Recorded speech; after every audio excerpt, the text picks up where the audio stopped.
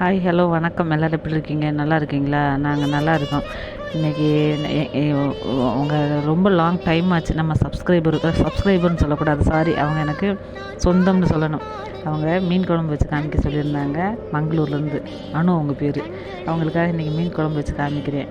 அதாவது எண்ணெயை நல்லா காய வச்சு மிளகு, சீரகம், சின்ன வெங்காயம், தக்காளி, இஞ்சி, பூண்டு, குழம்பு மிளகாய்த்தூள், மல்லித்தூள், மஞ்சள் தூள் எல்லாம் அளவாக போட்டு நல்லா வறுத்து மிக்சியில் போட்டு நல்லா ஆற விட்டுட்டு, அதுக்கப்புறம் இன்னொரு வடை சட்டியில் குழம்பு வைக்கிறதுக்கு நல்லெண்ணெய், வெந்தயம், கடுகு, சின்ன வெங்காயம், அப்புறம் இஞ்சி பூண்டு கொஞ்சமாக போட்டு தக்காளி போட்டு நல்லா வதக்கி விடணும்.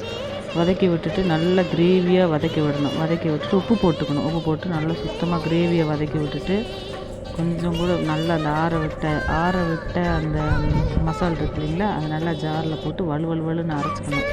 அரைச்சி அது அந்த எண்ணெயில் போட்டு நல்லா எண்ணெயிலேயே நல்லா பரட்டி விட அந்த பச்சை வாசம் போயிடும்.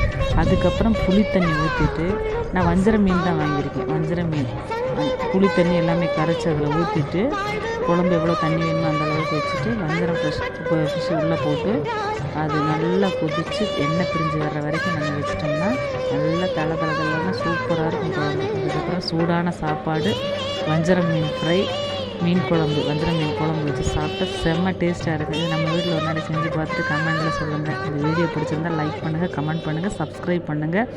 தேங்க்யூ.